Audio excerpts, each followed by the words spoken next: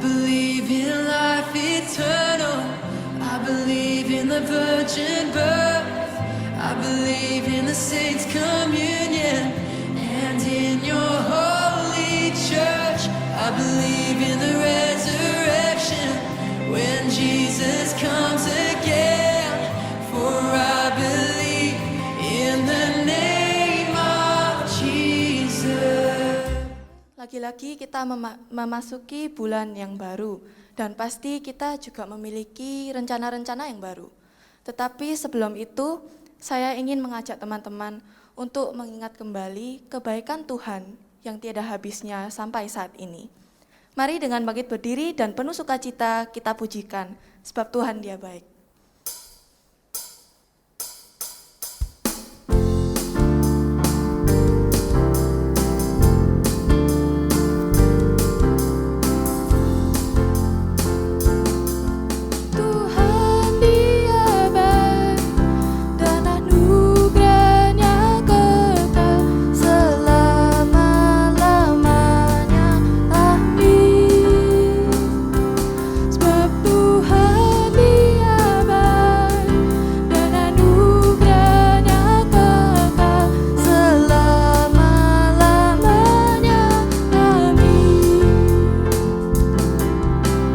Masuk gerbangnya dengan hati bersyukur, halamannya dengan pujian,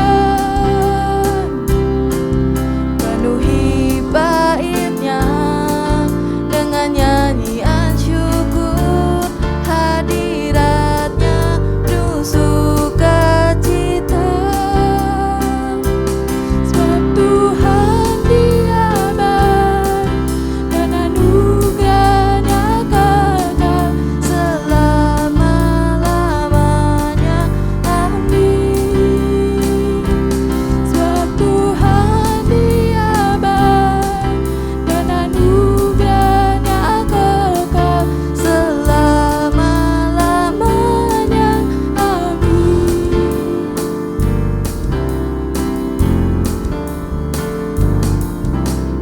masuk gerbangnya dengan hati bersyukur, halamannya penuh pujian, penuhi baitnya dengan nyanyian syukur, hadiratnya penuh sukacita,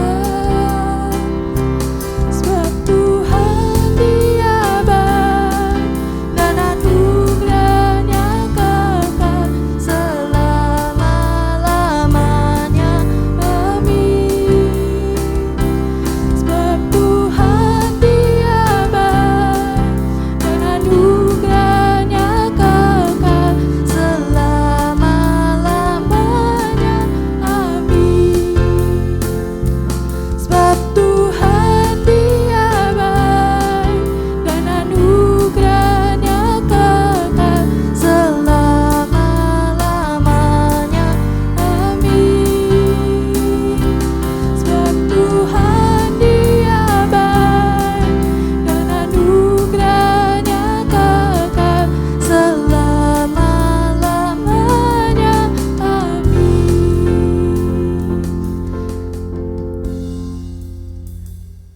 teman-teman dipersilakan duduk kembali. Setelah memujikan lagu tadi, kita kembali teringat akan Tuhan kita yang tak pernah mengecewakan kita. Tetapi kalau mengingat kembali perbuatan kita selama ini, kitalah yang selalu mengecewakan Tuhan. Mari kita ambil saat ini untuk mengakui kesalahan dan dosa kita pada Tuhan. Mari kita berdoa. Tuhan Yesus, terima kasih atas berkat-Mu selama ini. Kami tahu Tuhan bahwa kami adalah orang yang berdosa, kami selalu melakukan dosa dan kesalahan. Walaupun Engkau terus memberkati kita, terus bersama kita. Ya Tuhan, kami ingin memohon ampun atas dosa dan kesalahan kita. Bimbinglah kami ke dalam jalan yang lebih benar, agar kami dapat bertumbuh menjadi orang yang lebih baik setiap harinya. Terima kasih Tuhan Yesus, dalam Yesus Kristus kami berdoa. Amin. Sebab Tuhan telah mengampuni kita akan kesalahan dan dosa kita, terimalah berita anugerah yang terambil dari Roma 6 ayat yang keempat. Dengan demikian, kita telah dikuburkan bersama-sama dengan Dia oleh baptisan dalam kematian, supaya sama seperti Kristus telah dibangkitkan dari antara orang mati oleh kemuliaan Bapa, demikian juga kita akan hidup dalam hidup yang baru. Dan terimalah petunjuk hidup baru yang terambil dari Kolose 3 ayat yang ke-23. Mari kita bacakan bersama-sama. Apapun juga yang kamu perbuat, perbuatlah dalam segenap hatimu seperti untuk Tuhan dan bukan untuk manusia. Teman-teman, mari kita menjalani keseharian kita dalam Tuhan seturut firman-Nya dan hidup baginya. Allah Roh Kudus.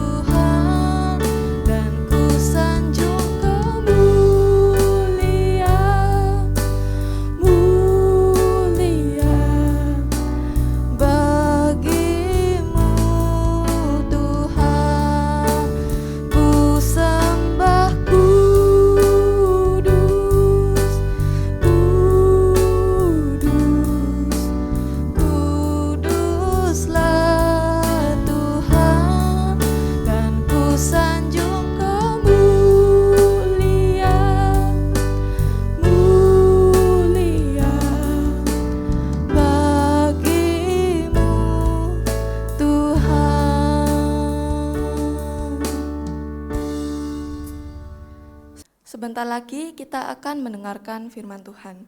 Mari kita persiapkan hati dan pikiran untuk menerimanya. Biarlah firman hari ini dapat kita terapkan dalam keseharian kita dan dapat kita beritakan pada dunia. Kita harus membawa berita.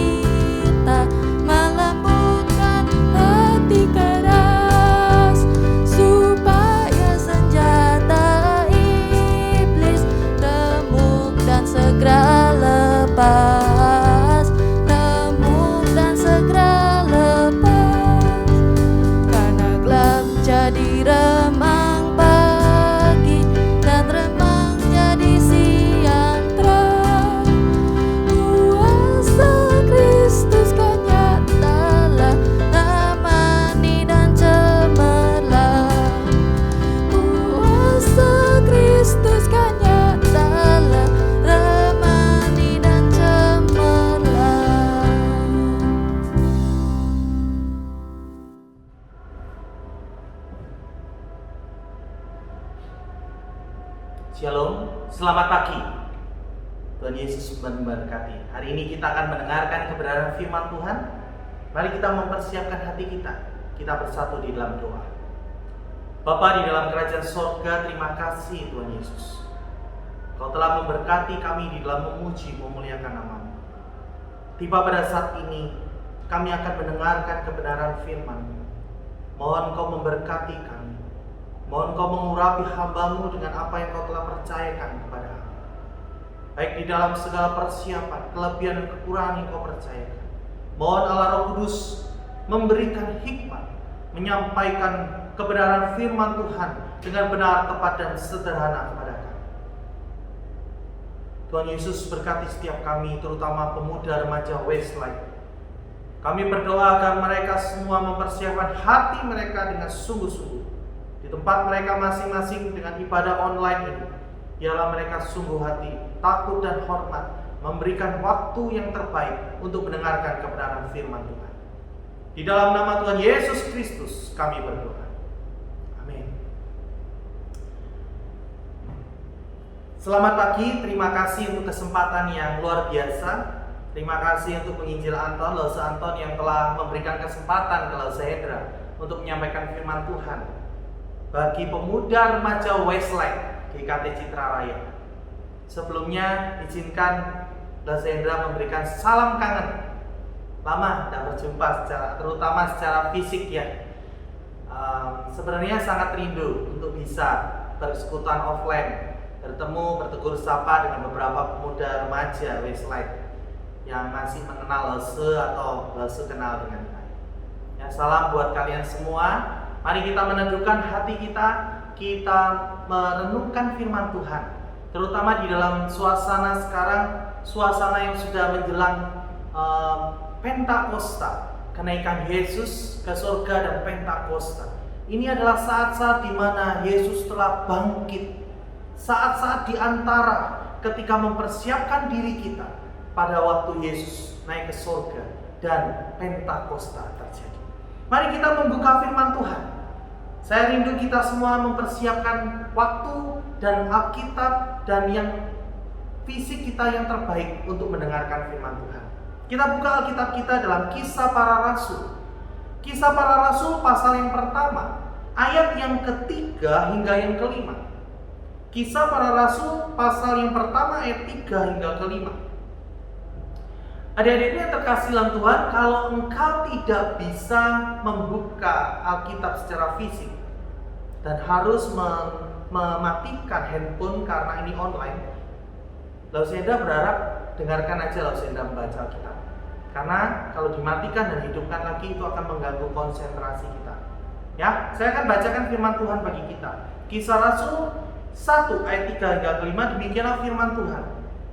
Kepada mereka ia menunjukkan dirinya setelah penderitaannya selesai. Dan dengan banyak tanda ia membuktikan bahwa ia, Yesus, itu hidup. Sebab selama 40 hari ia berulang-ulang menampakkan diri dan berbicara kepada mereka tentang kerajaan Allah. Ayat 4. Pada suatu hari ketika Yesus makan bersama-sama dengan mereka, ia melarang mereka meninggalkan Yerusalem dan menyuruh mereka tinggal di situ dan menantikan janji Bapa.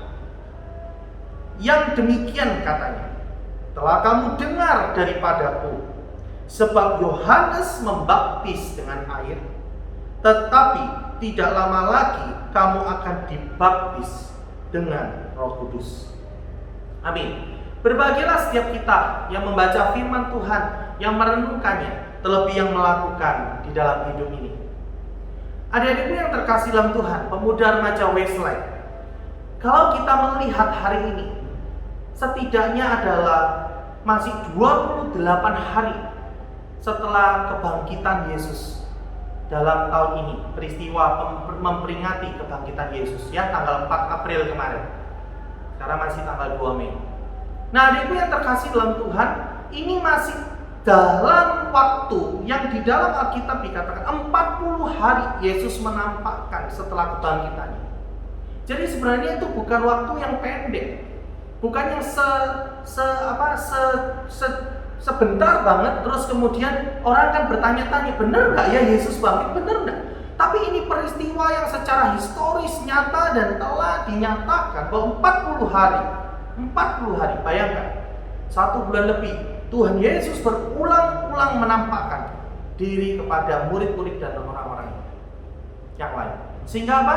Kebangkitannya adalah sesuatu hal yang fakta, sejarah, dan nyata. Adikku yang terkasih dalam Tuhan, hari ini adalah peristiwa kita menantikan Yesus naik ke surga dan peringatan akan Pentakosta, turunnya Roh Kudus. Tetapi Lasendra ingatkan bahwa ini adalah peringatan hari akan Yesus telah naik ke surga. Pentakosta telah terjadi di dalam Kisah Rasul dicatat. Nah, saat ini ketika kita merenungkan perikop ini dengan sungguh-sungguh, Lasendra percaya kita akan menemukan kebenaran-kebenaran bagaimana persiapan hati kita di dalam menyambut kenaikan Yesus dan peristiwa Pentakosta. Dan adikku yang terkasih dalam Tuhan, tema hari ini sangat indah juga. Kita akan membawa di dalam pengertian yang benar akan baptisan Roh Kudus. Dan bagaimana itu diimplementasikan di dalam hidup kita. Inilah menjadi perenungan kita. Sangat indah kalau kita benar-benar di dalam merenungkan firman Tuhan dengan sungguh-sungguh. Dan perikop ini membawa kita dalam setidaknya 3 kebenaran. Pertama, kita harus berdiri di atas iman yang benar. Adikku yang terkasih dalam Tuhan, ayat 3 dikatakan bahwa Yesus menampakkan diri, seperti yang tadi Lasendra ngomongkan. Kita dapat menyimpulkan bahwa 40 hari itu bukan waktu yang pendek. Dan ini adalah satu fakta yang sangat valid. Bahkan di dalam hukum ya, di dalam hukum 2 saksi itu bisa sudah membuat fakta menjadi kesaksian yang kuat terhadap suatu kasus. Nah, ini Tuhan Yesus menampakkan bahkan lebih dari 500 orang sekaligus pernah. Dan pada murid-muridnya sudah berulang-ulang kali, nanti akan Lasendra bahas di bawah. Nah, apa maksudnya? Mengapa kita harus berdiri di dalam iman yang benar? Kita harus melihat iman kita kepada fakta yang benar dari Yesus Kristus. Karena peristiwa selama 40 hari ini menunjukkan bagaimana Tuhan Yesus Kristus mau mengatakan kepada kita bahwa dirinya adalah valid, adalah murni sebagai Mesias yang telah dinubuatkan, dan dialah penggenapan Mesias itu, dan dialah Sang Mesias. Dialah Yesus Putra Allah yang diutus menjadi penebus bagi umat manusia. Saudara yang terkasih dalam Tuhan, ini adalah validitas sifat kemesiasan Tuhan Yesus. Dan ini dibuktikan di dalam 40 hari setelah kebangkitannya. Mengapa? Karena seperti yang Lasendra ngomong, di dalam bahasa hukum sekalipun, ini hukum universal ya, bukan hanya di Indonesia, bahwa harus ada bukti secara fisik dan harus ada saksi. Karena itu kalau ada dalam lagu ya, sebab dia hidup ada hari esok, ada katakan gini, kubur kosong membuktikan dia hidup. Betul, kubur kosong membuktikan bahwa Yesus sudah tidak ada di kuburan. Tetapi secara bukti fisik itu harus diperkuat dengan validitasnya, dengan bukti secara apa? Secara saksi. Karena adik-adikku yang terkasih, kalau hanya berhenti kepada kubur kosong, Mahkamah Agama pun sudah mempersiapkan dusta-dusta Mahkamah Agama. Betul ya? Di kitab Matius bagian terakhir dikatakan bahwa katakan kepada penjaga bahwa murid-muridnya mencuri. Bahkan ya, kalau hanya kubur kosong itu bisa banyak sekali fakta-fakta miring, penyesatan-penyesatan yang bisa memungkiri terjadinya kebangkitan Yesus Kristus. Salah satunya bahwa Yesus ternyata tidak mati katanya. Dia yang menggulingkan batu walaupun itu mustahil. Enggak juga, murid-muridnya mencuri katanya.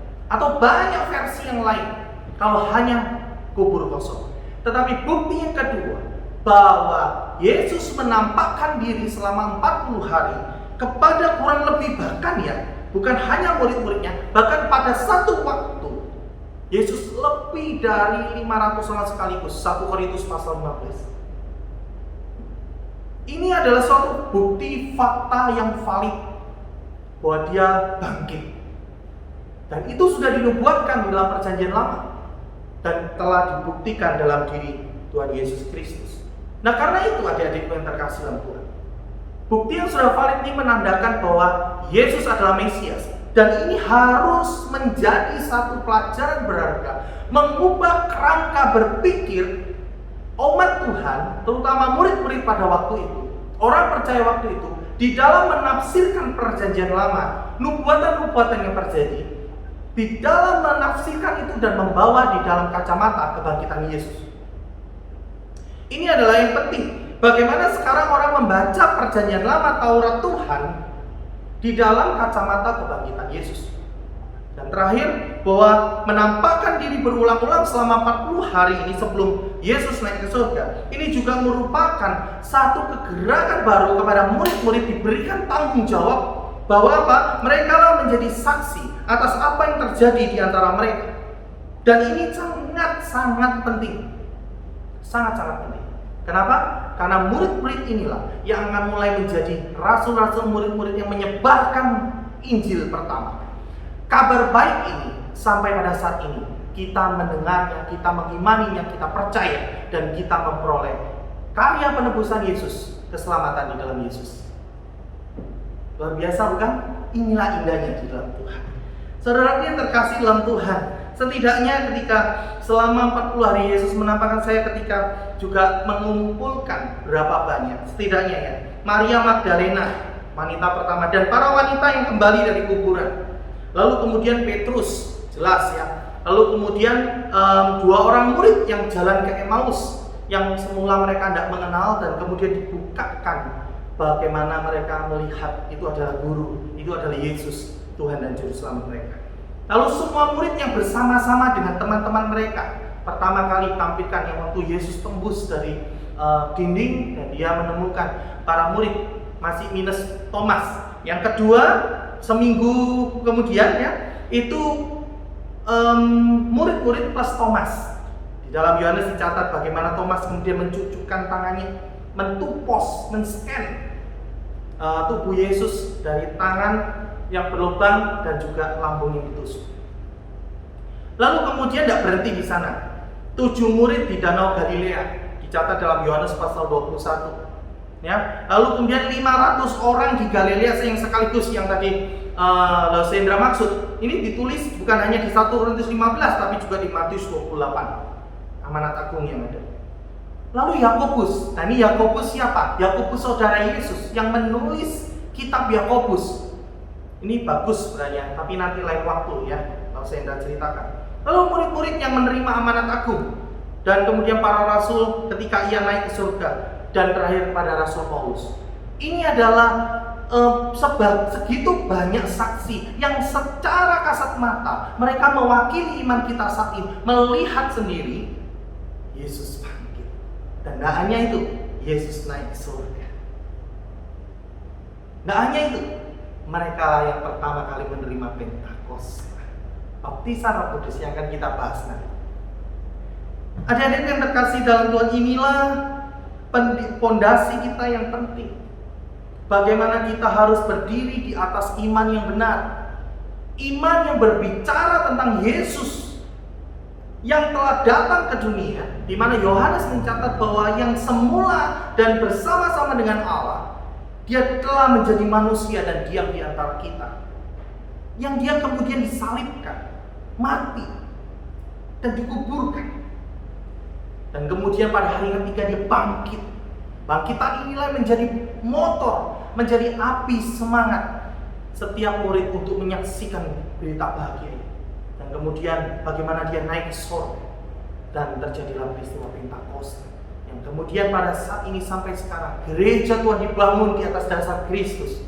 Dan di atas dasar sang kepala gereja inilah kita sebagai umatnya berdiri sebagai gereja-gereja Tuhan. Inilah iman yang benar. Adik-adik yang terkasih dalam Tuhan, dosa Hendra ingatkan, banyak sekali dewasa ini, terutama di masa-masa pandemi ini, Banyak orang yang bisa men-searching, melihat YouTube yang begitu beredar luas, khotbah-khotbah dari banyak gereja dan pembicara yang notabene sekaligus campur aduk. Mereka yang benar di dalam membahas firman Tuhan, tapi banyak juga mereka yang salah dan yang sengaja memporak-porandakan dan menyesatkan iman kekristenan. Karena itu, Lausenda di atas mimbar ini menggerakkan hati kita semua. Ayo bertanggung jawablah terhadap usia muda kita, pikiran, akal budi kita dengan sungguh-sungguh, bahwa kita harus benar-benar berdiri di atas iman yang benar. Iman Yesus yang mati dan bangkit bagi kita. Selanjutnya, adikku yang terkasih dalam Tuhan, kita pada poin yang kedua, bahwa berdiri di atas firman yang benar. Mengapa kita harus berdiri di atas firman yang benar? Kalau kata firman yang benar, berarti ada firman yang salah. Dalam arti firman itu adalah perkataan, ya, berita itu bisa salah kalau bukan dari sumber yang benar. Karena itu kita harus benar-benar mengerti bahwa di ayat keempat Yesus mengatakan apa? Telah kamu dengar daripadaku. Itu merujuk kepada Yesus dan perkataan, bahwa benar-benar akan ada janji Bapa yang kau nantikan. Dan bahkan di dalam firman Tuhan ini dicatat baik di Yesaya pasal 32 ataupun di Yoel pasal 2 ayat 28-32. Di perjanjian lama pun akan menegaskan kepada kita bahwa bagaimana janji Allah itu berkuasa kepada kita. Nah, adikku yang terkasih dalam Tuhan, saya rindu dulu kita membaca kitab Yoel pasal 2. Kitab Yoel pasal 2 ayat 28 sampai 32. Dikatakan begini, ini jauh sebelum Yesus datang ke dunia, ya, telah dinubuatkan bukan hanya Yoel, Yesaya, banyak sekali dari Kejadian, terus Mazmur dan sebagainya, kitab para nabi. Tapi salah satu saja kalau saya hendak bacakan, ketika Yoel mengatakan seperti ini, pasal 2, ya, ayat yang ke 28 dan 32. Kemudian daripada itu akan terjadi bahwa aku, Allah ya, akan mencurahkan rohku ke atas semua manusia. Maka anak-anakmu laki-laki perempuan akan bernubuat dan sebagainya. Belum lagi di Heskiel juga mengatakan bahwa kamu akan diberikan hati yang baru dan roh yang baru. Yesaya 59 juga mengatakan kau akan diberikan roh yang tinggal di dalam dirimu. Yesaya pasal yang ke-32 dikatakan juga aku akan mencurahkan roh atas dirimu. Adik-adikku yang terkasih dalam Tuhan, inilah firman yang benar ketika benar-benar dinubuatkan dan digenapkan dalam diri Yesus.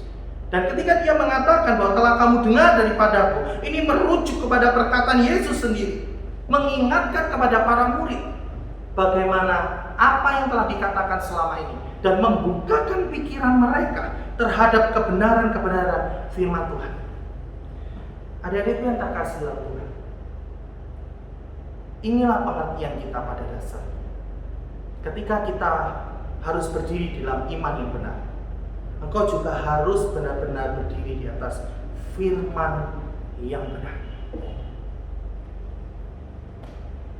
Dewasa ini banyak sekali yang akan menggeser firman Tuhan dalam hidup. Betul ya?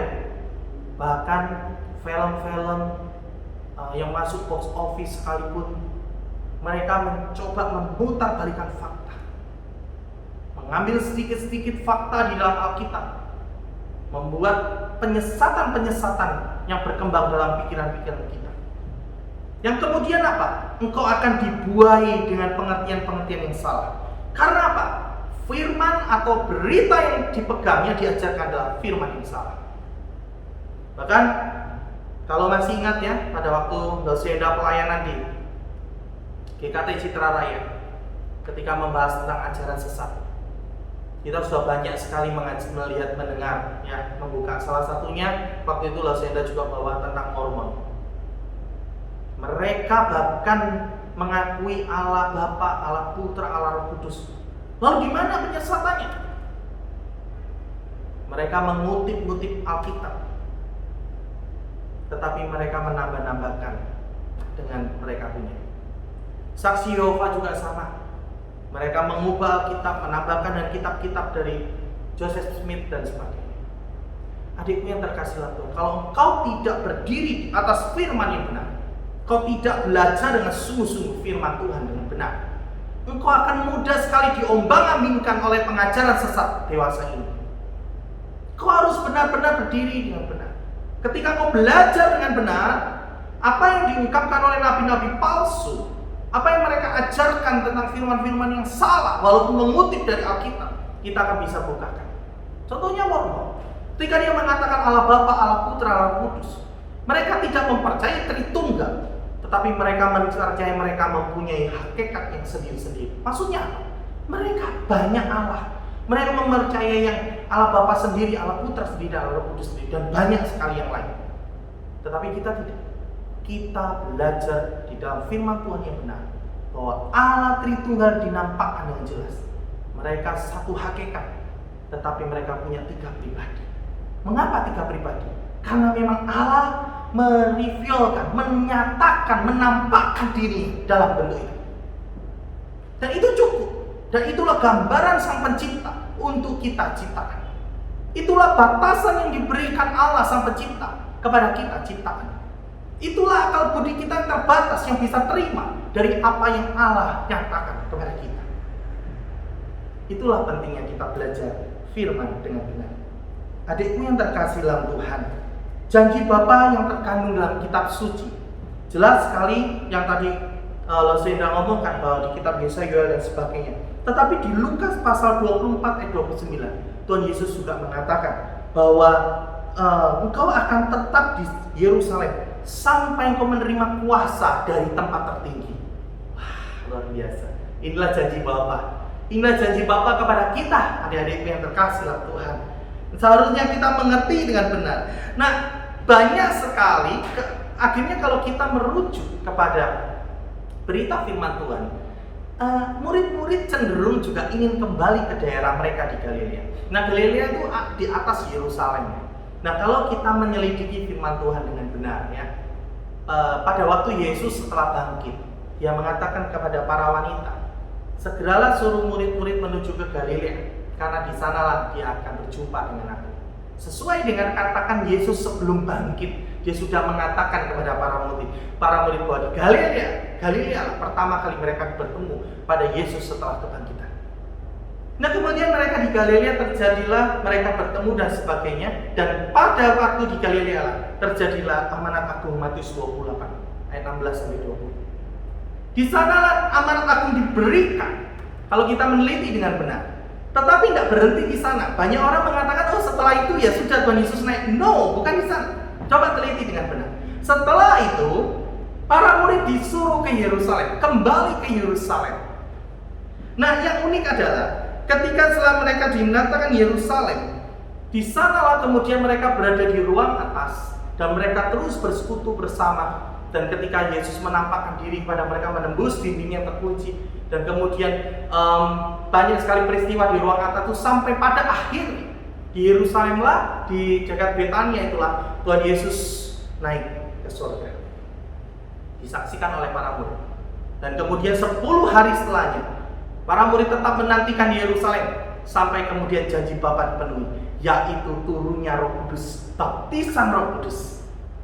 Yang di selanjutnya di dalam Kisah Rasul ini kita baca lebih lanjut di bawahnya. Setelah ayat 5 ini kita melihat bahwa bagaimana kemudian Yesus terangkat ke surga, dan pada pasal 2 akhirnya Pentakosta terjadi. Adik-adikku yang terkasih dalam Tuhan, inilah firman yang benar. Saya suka kenapa Yerusalem. Ada pemikiran dari teolog mengatakan gini, yang dimaksudkan Allah adalah tempat di mana Yesus ditolak, bahkan dia dihukum mati, adalah tempat di mana kesaksian baru akan dimulai. Ini luar biasa. Yerusalem adalah kota yang dipilih. Bagaimana kemudian memang di sana yang disebut kota Allah, yang ada bait Allahnya. Ketika Yesus sendiri ditolak dan disalibkan, tapi dari kota itulah juga bahwa akan dimulai kegerakan baru kebenaran Kristus. Kabar Injil disampaikan bagaimana Yesus adalah Tuhan dan Juru Selamat. Sampai pada saat ini kita mendengar berita itu dan kita mengimani dengan kebenaran ini. Nah, akhirnya adik-adikku yang terkasih dalam Tuhan, kita tiba pada kebenaran ketiga. Setelah engkau berdiri di atas iman yang benar, yaitu iman yang didasarkan atas kebangkitan Yesus, lalu berdiri pada firman yang benar, di mana firman yang sudah dikanonkan yang kita terima sebagai Alkitab. Dan terakhir adalah ketika engkau benar-benar menjiwa itu, engkau akan berdiri di atas pengertian yang benar. Disinilah kita akan menyinggung tentang baptisan Roh Kudus. Mengapa? Karena di ayat kelima dikatakan, Kisah Rasul 1 ayat 5 dikatakan bahwa Yohanes membaptis dengan air, tetapi tidak lama lagi kamu akan dibaptis dengan Roh Kudus. Bahkan di Matius 3 ayat 11 dikatakan juga bahwa Yesus akan membaptis engkau dengan roh dan api. Adik-adikku yang terkasih dalam Tuhan, ketika kita mengatakan baptisan Roh Kudus, kita harus benar-benar mengerti pengertian yang benar. Banyak orang dewasa ini mengatakan bahwa baptisan Roh Kudus itu bisa terjadi terus berulang-ulang. Nah, kita harus memberikan pengertian yang benar bahwa membedakan ada baptisan Roh Kudus dan juga ada kepenuhan Roh Kudus. Nah, baptisan Roh Kudus adalah satu peristiwa di mana engkau sekali seumur hidup, ketika engkau dengan sungguh hati, dengan mulutmu engkau mengaku bahwa Yesus adalah Tuhan, dan dalam hatimu percaya bahwa Allah telah membangkitkan dia dari antara orang mati, maka engkau akan diselamatkan. Roma pasal 10 ayat 9 dan 10 katakan bahwa dengan hati orang percaya dibenar, dengan mulut orang mengaku diselamatkan. Dan pada detik itulah ketika engkau benar-benar mengimani, Roh Kudus dimeteraikan dalam dirimu. Yesus Tuhan dan Juru Selamat membaptiskan engkau dengan Roh Kudus. Adik-adik yang terkasih dalam Tuhan, itu adalah peristiwa sekali seumur hidup di mana engkau benar-benar dimeteraikan menjadi milik Yesus Tuhan dan Juru Selamat. Dengan tanda apa? Roh Kudus diam di dalam diri. Ini adalah satu kebenaran yang penting. Lalu bagaimana tentang kepenuhan Roh Kudus, saudara? Kepenuhan Roh Kudus adalah satu peristiwa di mana bisa terjadi berkali-kali dalam kehidupan orang percaya. Kepenuhan Roh Kudus adalah satu manifestasi pimpinan Roh Kudus, pekerjaan Roh Kudus dalam hidupmu dan hidupku, di mana engkau akan dipersiapkan semakin hari semakin baik, di mana engkau akan dibentuk sedikit demi sedikit serupa dengan Kristus. Itulah di mana engkau akan benar-benar di dalam proses sanctification, yaitu pengudusan dalam hidup. Kita sangat butuh bantuan dari Roh Kudus. Karena apa? Karena engkau tidak akan mampu menjadi seperti kehendak kalau engkau tanpa Roh Kudus dalam hidup. Mengapa Yesus perlu mati? Coba renungkan. Kalau engkau dengan kedaginganmu ini, engkau bisa menyenangkan hati Bapa, engkau bisa melakukan satu perbuatan yang menyenangkan hati Bapa, Yesus tidak perlu turun ke dunia, adik-adikku. Dan Roh Kudus tidak perlu menjadi materai dalam hidupmu. Roh Kudus tidak perlu membantu kau, menghibur kau, menguatkan kau, mengingatkan kau akan firman Tuhan, mengingatkan kau akan pekerjaan Yesus. Tidak perlu. Tetapi karena kita, Roma 3:20 katakan bahwa semua orang telah berbuat dosa dan telah kehilangan kemuliaan Allah. Di dalam kedaginganmu kau tidak akan mampu untuk menyenangkan, bahkan membuat kebaikan yang sampai ke hadirat Tuhan. Karena itulah Yesus datang dalam hidup dan hidup, menjadi Tuhan dan Juru Selamat, menebus hidup, mati di kayu salib, menggantikan hidupmu dan hidup. Dan di saat itulah, ketika engkau percaya, Roma 10 ayat 9 dan 10 mengatakan engkau akan dibenarkan dan diselamatkan. Engkau akan dimeteraikan oleh Roh Kudus. Dan pada saat itulah, engkau akan dipenuhi oleh Roh Kudus di dalam hidup. Untuk apa? Engkau dipimpin, engkau dihibur, engkau dikuatkan, engkau dituntun menyenangkan hati Bapa serupa dengan Kristus. Nah, inilah yang perlu diperhatikan. Jadi, baptisan Roh Kudus adalah satu peristiwa sekali seumur hidup. Sedangkan kepenuhan Roh Kudus akan terus dalam hidup ini. Kita dipimpin oleh Roh Kudus menjadi serupa dengan Kristus. Ini suatu hal yang indah.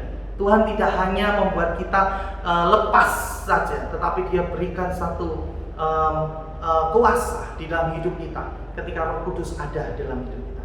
Ingat Kisah Rasul 1 ayat 8. Kau akan menerima kuasa.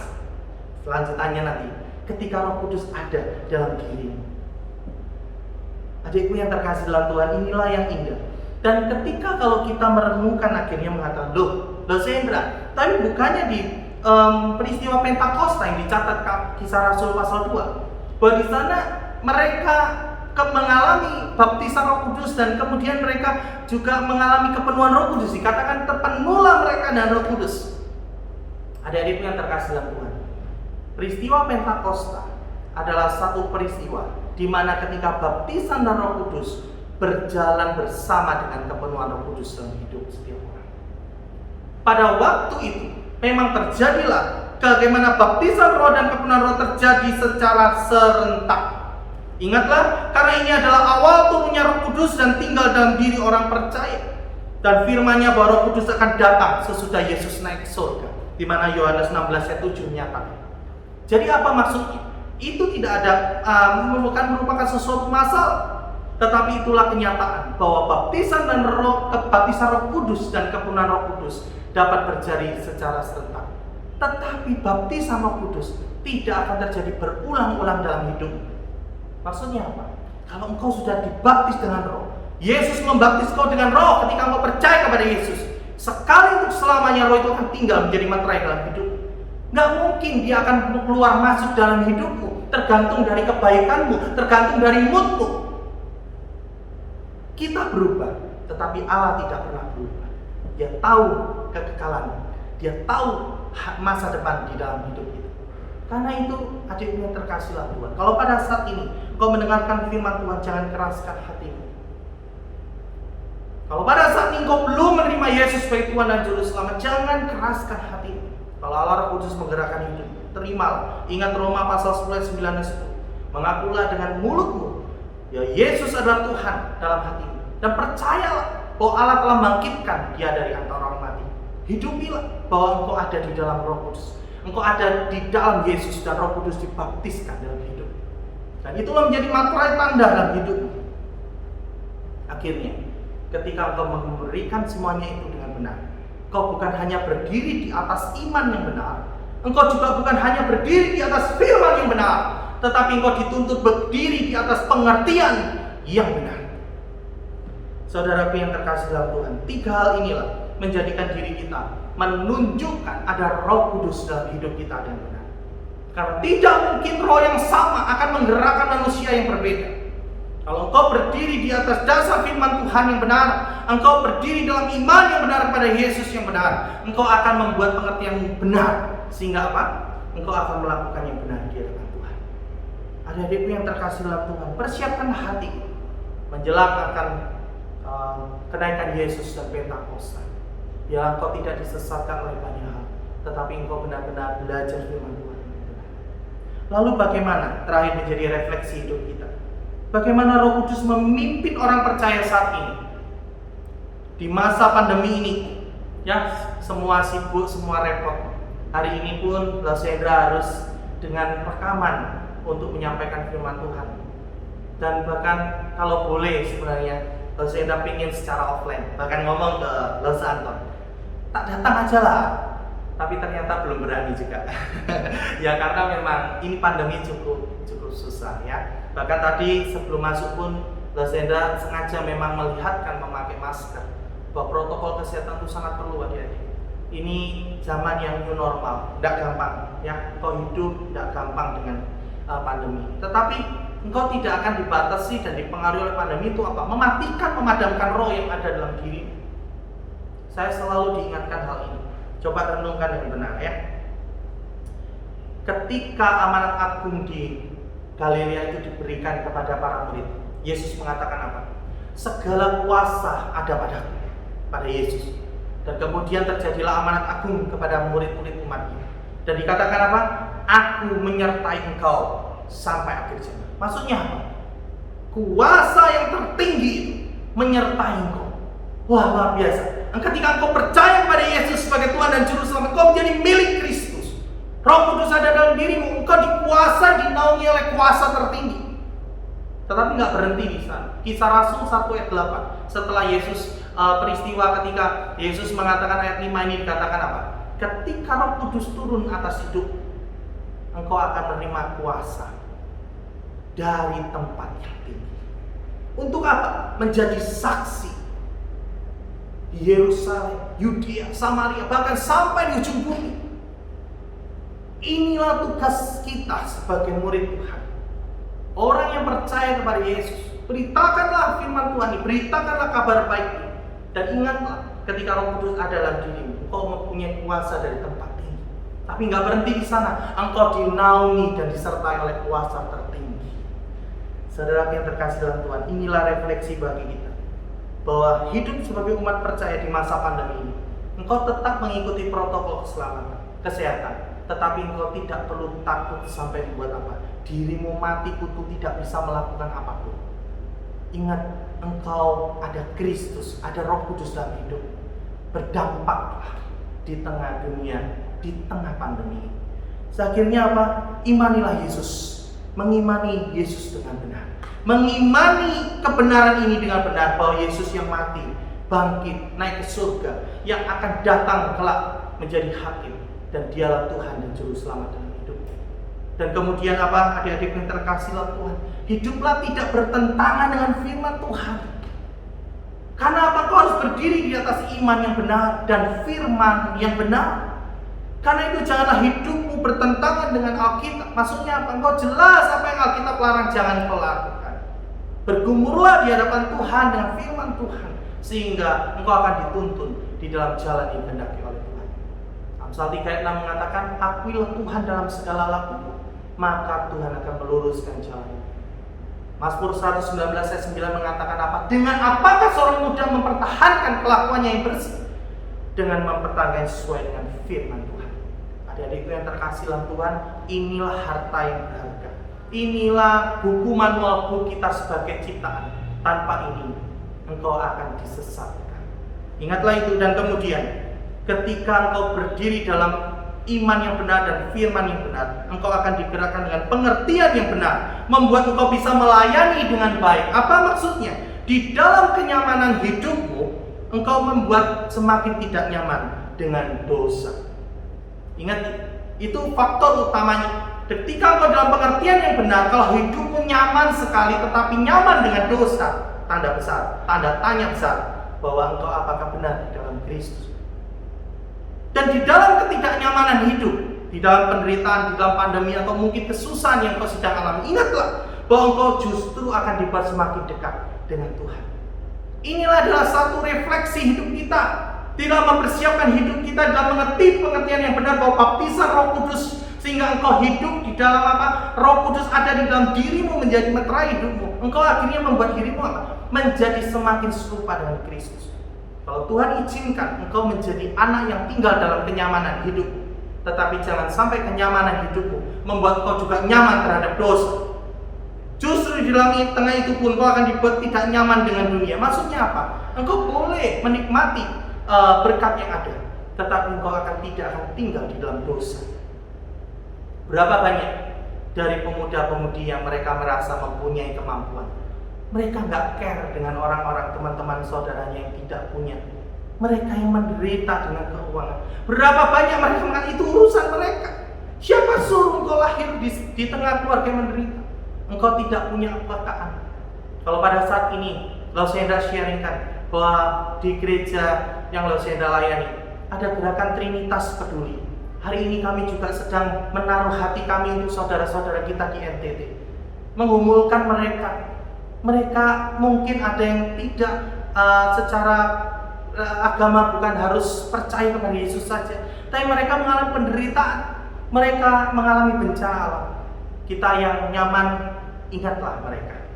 Seperti itulah ketika engkau hidup di dalam kenyamanan, jangan sampai engkau dibuat nyaman dengan dosa, tetapi engkau harus tidak nyaman dengan dosa. Tetapi sebaliknya, kalau kepada saat ini hidup di dalam ketidaknyamanan, maksudnya apa? Kalau dunia sedang memperlakukan engkau dengan sebuah perlakuan yang membuat engkau sangat menderita, tapi ingatlah bahwa dalam segala penderitaan itu pun engkau akan dibuat dekat dengan Tuhan.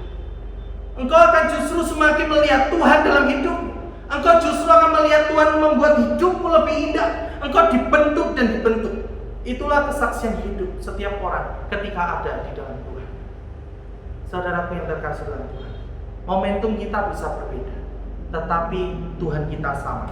Percayalah, di dalam Yesus engkau ketika mempercayainya dengan sungguh, menjadikan dia Tuhan dan Juru Selamat dalam hidup, engkau akan dibaptis dengan Roh Kudus, Roh yang sama yang akan menggerakkan hidup, yang menuntun hidup. Untuk apa? Untuk lebih dekat lagi, menjadi serupa dengan Kristus. Biarlah pandemi ini mungkin menghalangi kita secara fisik, tetapi hati dan roh kita terus satu tujuan, menyembah Yesus dengan benar, melayani Yesus dengan benar, berdiri di atas iman yang benar, berdiri di atas firman yang benar, dan pengertianmu akan membuat dirimu dibenarkan. Sehingga apa? Engkau akan melakukan dengan benar pelayanan-pelayanan yang memuliakan hati Bapa. Sehingga di tengah pandemi, engkau bukan menjadi orang yang mati kutu, yang tidak berbuat apa-apa dengan 1000 alasan, tetapi justru di tengah pandemi ini engkau tunjukkan bahwa kita anak Kristus. Engkau adalah anak Allah yang telah menerima Yesus sebagai Tuhan dan Juru Selamat. Akhirnya baptisan Roh Kudus yang sudah kita terima dengan sungguh hati ketika engkau percaya pada Yesus sebagai Tuhan dan Juru Selamat, engkau akan dimeteraikan Roh Kudus itu, membuat hidupmu berbuah. Karena Roh Kudus tinggal dalam diri, buah-buah Roh Kudus, Galatia 5:22, akan terus menunjukkan hidup. Buah Roh Kudus akan terus menunjukkan hidupmu sebagai anak-anak Allah. Amin. Mari kita tenangkan hati kita, adik-adik yang terkasih oleh Tuhan. Saya rindu pada sesi ini, kalau memang nanti recording bisa ditambah musik, biarlah pada saat hening ini adik-adik merenungkan firman Tuhan, dan biarlah musik mengalun dengan lembut. Adikku yang terkasih dalam Tuhan, ingatlah bahwa firman Tuhan telah disampaikan pada saat ini, dan kau telah diteguhkan akan iman yang benar bahwa Yesus telah bangkit. Tetapi tidak berhenti dengan di sana. Kalau kau hanya mengertinya sebagai teori dalam hidup dan kau tidak menerima dalam hidup, kau adalah orang yang sangat disayangkan. Berdoalah, lembutkan hati. Kalau pada saat ini Allah Roh Kudus bergerakan hidup, terimalah Yesus sebagai Tuhan dan Juru Selamat dengan sungguh-sungguh.